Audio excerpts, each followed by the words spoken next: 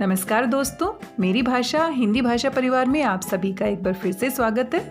आजकल कोई भी प्रतियोगी परीक्षा क्यों ना हो, उनमें हिंदी व्याकरण के प्रश्न पूछे जाते हैं। आज की इस वीडियो में हम हल करने वाले हैं समास से संबंधित महत्वपूर्ण प्रश्न जो बार बार परीक्षाओं में पूछे गए हैं। आइए बिना देरी किए हुए हल करते हैं इन प्रश्नों को। सबसे पहला प्रश्न है, महावीर शब्द में कौन सा समास है? आपके पास 4 विकल्प है और चारों में से सही विकल्प का हमें चुनाव करना है। महावीर, महान है जो वीर। यहाँ पर वीर की विशेषता बताई गई है कि वो महान है, और जहाँ पर विशेषण और विशेष्य का संबंध होता है उस समास में कर्मधारय समास होता है। समास की पूरी जानकारी प्राप्त करने के लिए आप मेरी भाषा हिंदी भाषा चैनल पर समास की प्लेलिस्ट भी देख सकते हैं। तो पहला विकल्प आपका सही है, कर्मधारय समास, महान है जो वीर। दूसरा भाग है वनगमन, समस्त पद का विग्रह होगा। तो यहाँ पर समास का नाम नहीं पूछा गया है, बल्कि आपको विग्रह करना है। कभी कभी इस तरह के प्रश्न भी पूछ लिए जाते हैं। वनगमन, वन और गमन यानी जाना, तो वन को जाना। तो यहाँ पर आपको कंफ्यूज करने के लिए इस तरह से विकल्प दिए गए हैं ताकि हम कंफ्यूज हो जाएं। वन का गमन ये सही नहीं है, वन से गमन ये भी सही नहीं है, वन और गमन ये भी सही नहीं है। सही विकल्प होगा वन को गमन यानी वन को जाना, और ये हमारा तीसरा विकल्प सही होगा। अगर इसके समास का नाम पूछा जाए तो ये हमारा होगा तत्पुरुष समास, और यहाँ पर वन को गमन, इसलिए यहाँ पर कर्म कारक की विभक्ति लगी है, तो कर्म तत्पुरुष समास होगा। आगे है पीत है जो अंबर का समस्त पद है। तो यहाँ पर भी समास का नाम नहीं पूछा है, बल्कि विग्रह करके हमारे पास दिया गया है और उसका समस्त पद आपको बताना है। ये तो बहुत ही महत्वपूर्ण प्रश्न है जो बार बार परीक्षाओं में पूछा जाता है। पीत है जो अंबर, तो ये किसके लिए प्रयोग हुआ है? पीतांबर। और फिर से हमें दुविधा में डालने के लिए यहाँ पर आप देख सकते हैं विकल्प कुछ ऐसे ही दिए गए हैं। पीतांबर, पहला जो विकल्प है वो गलत लिखा गया है। पीतंबर, पीतंबर गलत है। पीतांबर, तो स विकल्प आपका सही है। पीला अंबर ये भी गलत होगा। इसीलिए जो हमारे विकल्प होते हैं जानबूझ के 2 या 3 विकल्प ऐसे दिए जाते हैं जिससे हमारे मन में शंका उत्पन्न हो। तो पीतांबर और पीतांबर कैसे लिखा जाता है, शुद्ध शब्द का हमें चुनाव करना है। स विकल्प सही होगा। और अगर इसके समास का नाम पूछा जाए, पीत है जो अंबर, अंबर होता है वस्त्र। पीला है जो वस्त्र, वस्त्र की विशेषता बताई गई है कि वो पीले रंग का है। विशेषण विशेष्य का संबंध है, फिर से यहाँ पर कर्मधारय समास होगा। अगर इसी शब्द में विग्रह किसी और तरीके से किया जाए, जैसे कि पीले वस्त्र पहनता है जो, या पीले वस्त्रों को धारण करने वाला, तो ये हमारा क्या हो जाएगा? भगवान विष्णु, और ये बहुव्रीहि समास के अंतर्गत चला जाएगा। इससे संबंधित आप वीडियो देख सकते हैं कि किसी भी समास का नाम पता करने के लिए उसका विग्रह बहुत महत्वपूर्ण होता है। विग्रह किस प्रकार से किया जाता है ये निश्चित करता है कि समास का नाम क्या होगा, क्योंकि कई बार ऐसे शब्द दिए जाते हैं जिसमें एक से ज्यादा समास हो सकते हैं। आगे दिया गया है गुरु दक्षिणा, शब्द में सही समास विग्रह का चयन कीजिए। गुरु दक्षिणा का आपने समास विग्रह बताना है और साथ में समास का नाम भी बताना है। गुरु दक्षिणा, गुरु के लिए दक्षिणा, तो यहाँ पर कौन सा समास होगा? तत्पुरुष समास। तो यहाँ पर फिर से कंफ्यूज करने के लिए गुरु से दक्षिणा, गुरु का दक्षिणा, गुरु का दक्षिणा नहीं होगा, गुरु की दक्षिणा, इसमें हम कंफ्यूज हो सकते हैं। तो गुरु की दक्षिणा नहीं है, बल्कि गुरु के लिए दी जाने वाली दक्षिणा। तो सही विग्रह क्या होगा? द भाग, गुरु के लिए दक्षिणा और तत्पुरुष समास के लिए यानी संप्रदान तत्पुरुष समास। जब भी बहुवैकल्पिक प्रश्न आते हैं तो हमें सभी विकल्पों को बड़े ध्यान से पढ़ना है और सही विकल्प की तरफ जाना है। आइए आगे बढ़ते हैं। दिनचर्या समस्त पद का विग्रह, दिनचर्या का आपने विग्रह करके बताना है। तो दिनचर्या यानी कि दिन की चर्या, पूरे दिन भर में जो भी काम किए जाते हैं उसका लेखा जोखा दिनचर्या के अंतर्गत होता है। तो दिन की चर्या, पूरे दिन की चर्या, जो भी काम होने वाले हैं उसका जो लेखा जोखा है, तो ये सही विकल्प कौन सा होगा? अ। और अगर इसके समास के नाम की बात करें तो ये हमारा तत्पुरुष समास होगा। का के की विभक्ति का प्रयोग हुआ है, तो ये हमारा क्या होगा? संबंध तत्पुरुष समास। बाकी तीनों विकल्प बिल्कुल ही गलत है। दिन में आराम बिल्कुल ही गलत है। दिन में चलना ये तो बिल्कुल ही गलत है, और दिन भर खाना ये तो सबसे ही गलत है। सही विकल्प होगा अभाग दिन की चर्या, संबंध तत्पुरुष समास। अगला भाग है नील कमल का समास विग्रह है। नील कमल ये भी बहुत महत्वपूर्ण शब्द है, बार बार पूछा जाता है। नील कमल का समास विग्रह है, यानी कि नीला है जो कमल। और यहाँ पर भी विशेषण विशेष्य का संबंध है। कमल की विशेषता बताई जा रही है कि वो नीले रंग का है, तो ये कौन सी परिभाषा के अनुसार सही होगा? कर्मधारय समास। तो समास यहाँ पर कर्मधारय होगा और विग्रह क्या होगा? नीला है जो कमल। ब भाग सही है। घुड़साल का समास विग्रह है। घुड़साल का समास विग्रह यानी घोड़े के लिए साल, जहाँ पर घोड़ों को रखा जाता है उसको हम घुड़साल कहते हैं। तो पहला ही विकल्प सही है। घुड़ और साल ये तो गलत है, घोड़े का साल ये भी गलत है, और घोड़े ये तो बिल्कुल ही गलत है। आगे बढ़ते हैं। नवाभूषण में समास का भेद। नवाभूषण में आपको समास का नाम बताना है। तो नव है जो आभूषण, अगर विग्रह करके देखें तो आभूषण की विशेषता बताई जा रही है कि वो नव है। नव यानी कि नए, और नए आभूषण यानी कि विशेषण विशेष्य का संबंध है। तो कौन सा समास होना चाहिए? कर्मधारय समास। पहला विकल्प सही है। आगे है गगन में विचरण करने वाला का समस्त पद है। ये विग्रह करके दिया गया है, और गगन में विचरण करने वाले के लिए एक विशेष शब्द होता है नभचर। नभ यानी गगन, आसमान। आकाशचर, आकाशचर तो शब्द ही नहीं होता, तो ये तुक्का लगाया गया है, इसीलिए हम दो विकल्प में कंफ्यूज हो सकते हैं। यहाँ पर नभचर विकल्प सही होगा। नभचर यानी कि गगन या आकाश में विचरण करने वाला, घूमने वाला। नभचर पक्षी को भी कहते हैं, पक्षी भी आकाश में विचरण करते हैं। आगे बढ़ते हैं। पानी की चक्की का समस्त पद।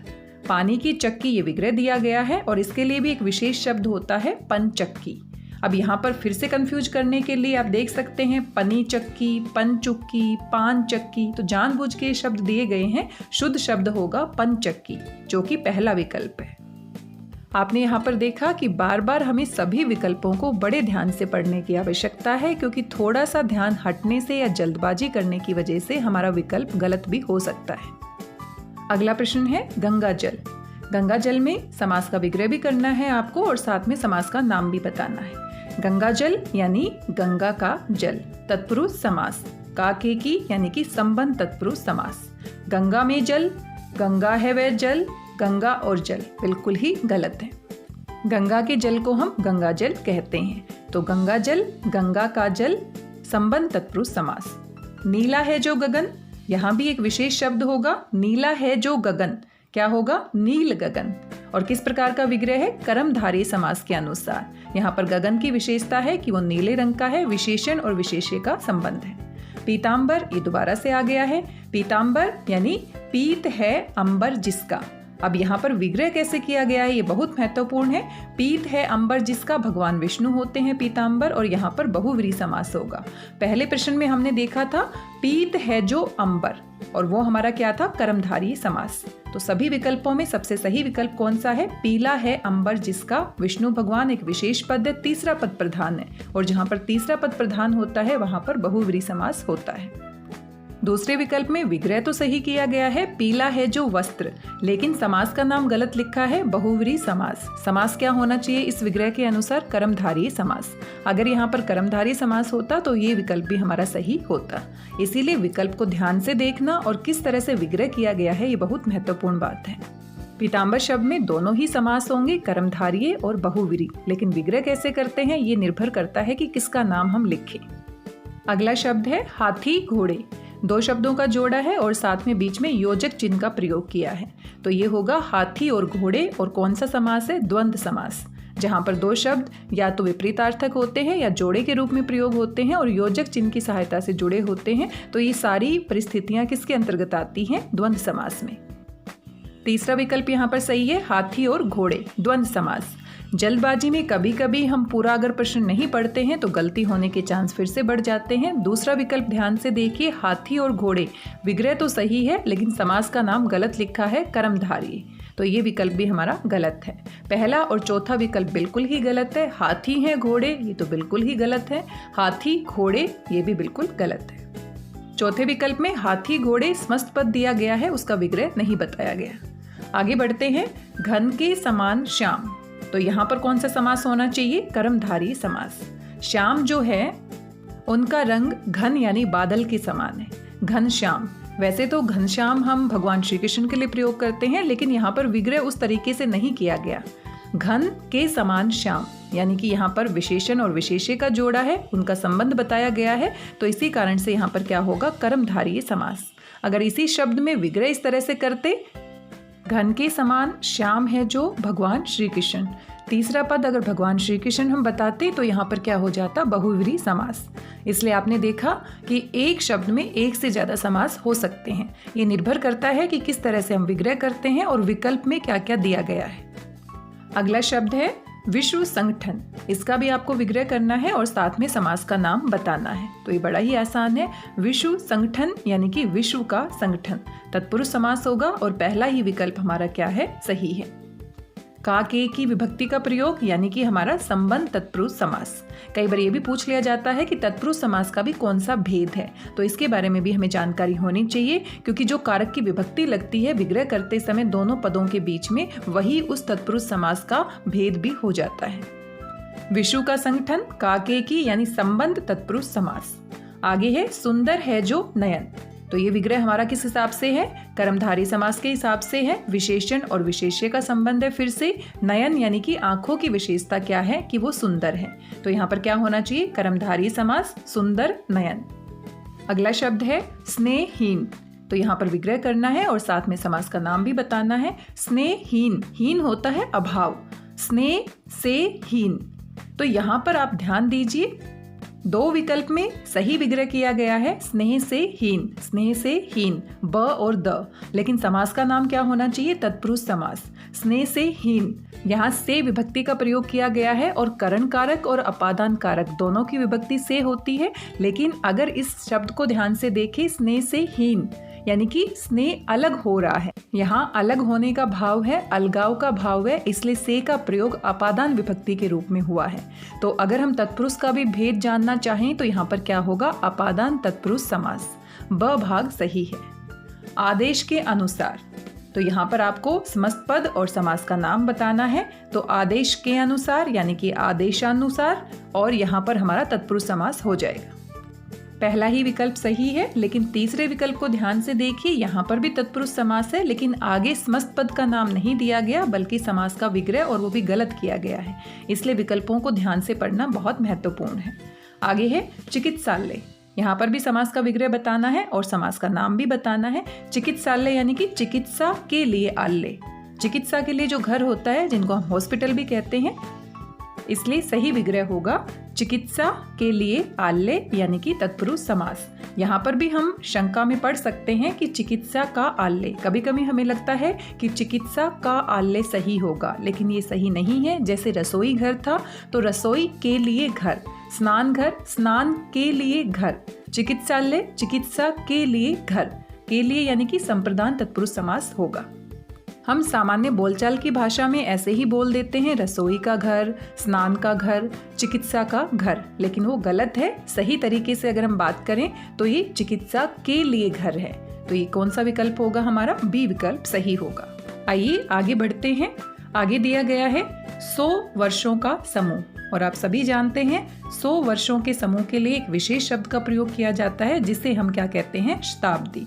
तो दूसरा विकल्प सही है। अगर हमें पहले से ही जानकारी है तो सीधा हम दूसरे विकल्प के पास जा सकते हैं। शताब्दी और किस तरह का समास है, यहाँ पर पहला पद संख्यावाची है, संख्या को संबोधित कर रहा है, तो ये कौन सा है, द्विगु समास।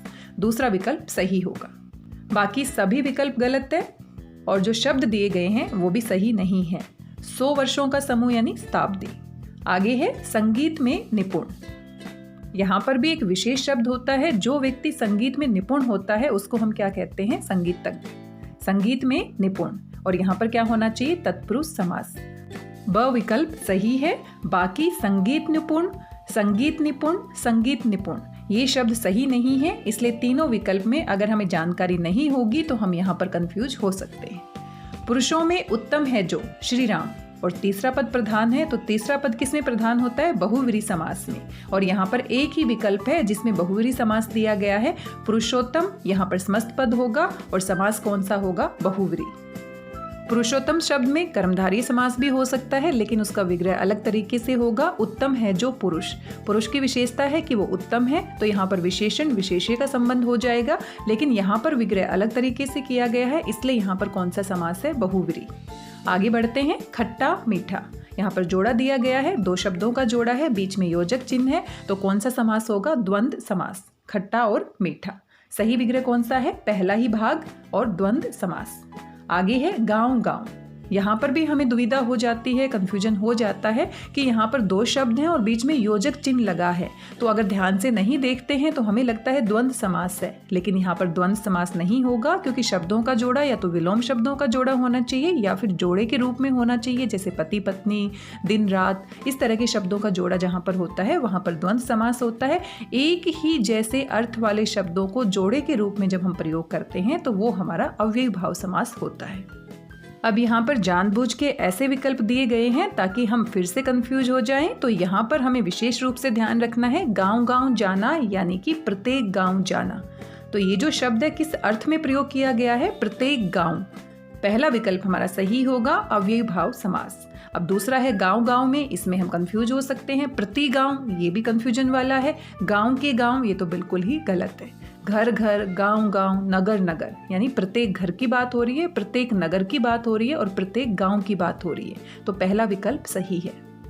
आज के इस वीडियो में हमने समाज से संबंधित महत्वपूर्ण प्रश्नों पर बातचीत की। आशा करती हूँ आपको जानकारी पसंद आई होगी। वीडियो आपको कैसा लगा जरूर बताइएगा। मिलते हैं एक नए वीडियो में कुछ और महत्वपूर्ण प्रश्नों के साथ, कुछ और महत्वपूर्ण जानकारी के साथ। तब तक स्वस्थ रहिए, व्यस्त रहिए, मस्त रहिए, खुश होकर पढ़ते रहिए। मेरी भाषा हिंदी भाषा परिवार के साथ जुड़ने के लिए आप सभी दोस्तों का धन्यवाद, बहुत बहुत धन्यवाद।